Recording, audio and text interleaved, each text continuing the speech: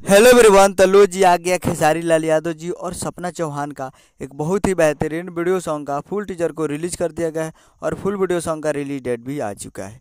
और इस गाने को लिखे हैं अभिषेक भोजपुरिया जी और इसमें म्यूजिक दिया है मनु सिन्हा जी और इसे गाए हैं खेसारी लाल यादव जी और शिल्पी राज जी, जो कि आपको स्क्रीन के ऊपर दिखाई दे रहा है।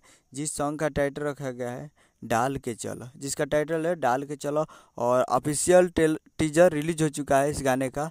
और वीडियो में है खेसारी लाल यादव जी और सपना चौहान जी, फिट में है सपना चौहान जी।